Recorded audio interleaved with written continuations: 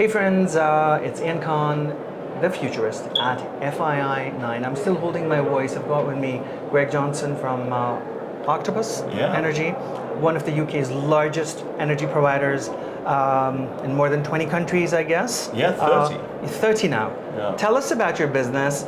Do you remember when you started, where the business was? And take us back, memory lane for the sake of discussion. I want to know, and where are you now?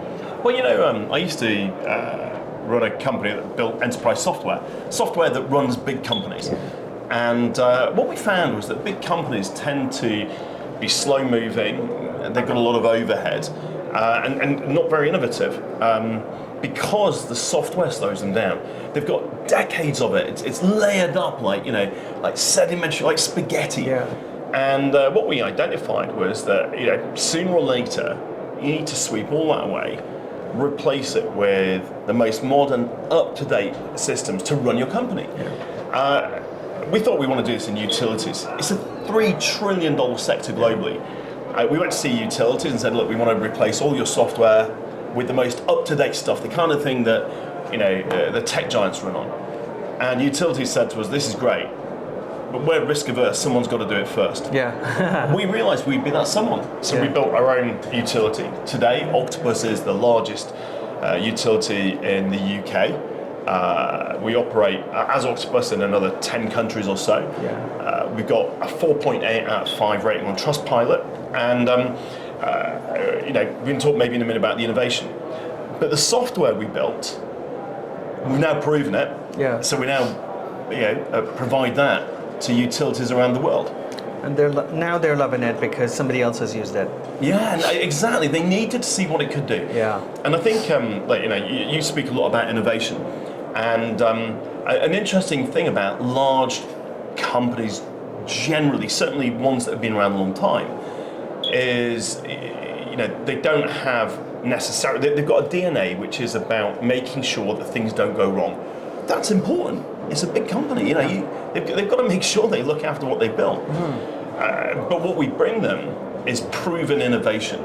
So in many ways, even today, Octopus will test new ideas, and if they work, then all of the clients of our technology, it's a technology called Kraken, all the clients of Kraken can use that innovation. Yeah, incredible. What are you seeing in terms of the energy industry in Europe? And you've got a broader view of many different countries. Do you think we're going more towards renewables, more nuclear, or are we still going to stay with coal? Many countries are loving the coal.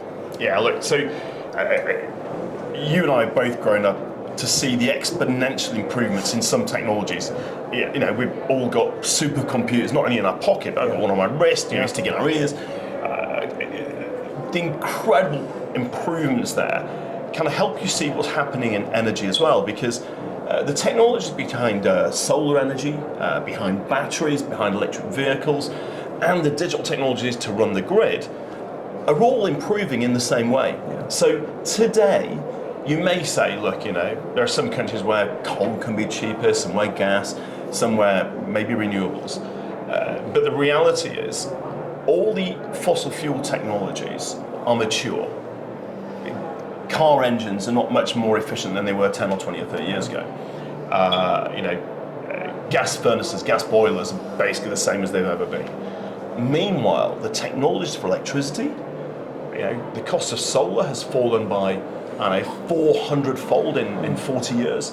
The cost of batteries fell 10-fold over the last 10 years, and by the way, will fall another 5-fold over the next 5 years. Yeah. You put these technologies together, it's clear that continuing to invest in renewables is going to create competitive advantage over the decade to come. Yeah. It's not only the right thing for the planet, it's going to be the right thing for economies. Yeah, we're hearing a lot about AI is going to create a lot of demand for electricity. We don't have enough electricity to power all this future AI, what have you. What are you hearing or seeing from people, vendors, companies, technology companies in the UK about energy demands? Well, the UK is not great at this stuff, right? Our company is amazing, but I think the real leadership I've seen on this is actually in this region, here in the Middle East. there's a company called Mazda in Abu Dhabi, which announced 24/7, 100% clean energy, electricity, coming from a combination of solar and battery that is basically the same cost as electricity from gas, but it's clean and it's available now. You don't have to wait years for new turbines and new gas lines. And I think that technology currently would apply almost anywhere in the world, from as far south as Cape Town to as far north as I don't know, like beyond Los Angeles in the US. So there's a sunbelt in the world now where this can be the answer for a lot of the needs in AI. And of course, every of these technologies get better, so that sunbelt's just going to get wider.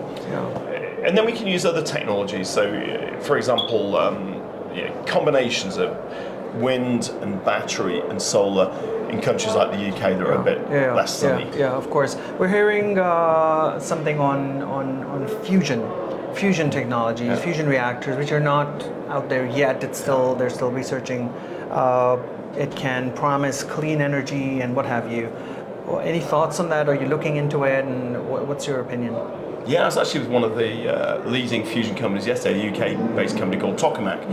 A couple of interesting things. First of all, look, we shouldn't wait for fusion. The iPhone launched with Edge as its wireless signal. Did it? Right? Wow. Now, if you get an Edge signal today, I mean, you turn your phone off and write a letter because it's faster. But Edge was enough to get us going on the smartphone revolution.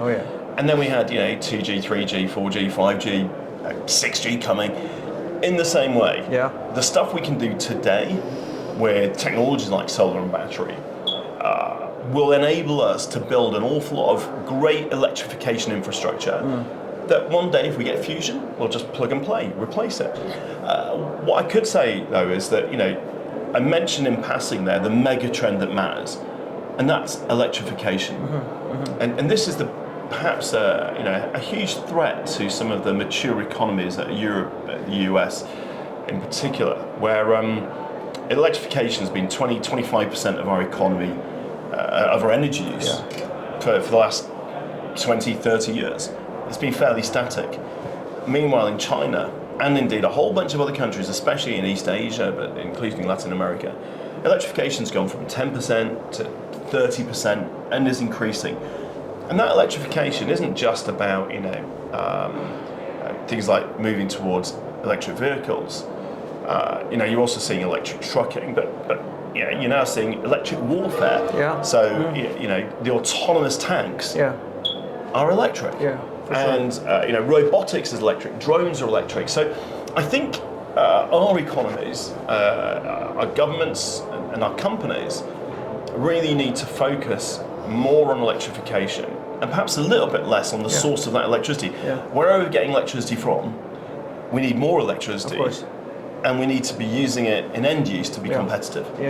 A final word. What is your favorite region where you think there'll be maximum growth of energy production, utilization, and in all sustainable ways? That is, where do you think that is? Yeah, I don't have a favorite region. But what I could say is that I mentioned China earlier. Look, a lot of people in the West still think that Chinese competitiveness in things like solar and battery comes from subsidies and dumping and low wages. But actually, if you look at the patents, something like 85% of all of the clean energy patents being filed from China. 74% of all the renewables being built in the world right now are being built in China. And when they've saturated China, all that technology is going to spill into other countries. By the way, the answer here is not to block them. It's for other countries to catch up. So we can manufacture super competitive solar and other technology in Europe, in the US, and we can compete with this. Amazing. Thank you so much for your insights and spending time with us here at FII. We'll catch you around and follow updates on what you're up to. So thank you so much. No, thank you very much. Absolutely. It's been an absolute pleasure.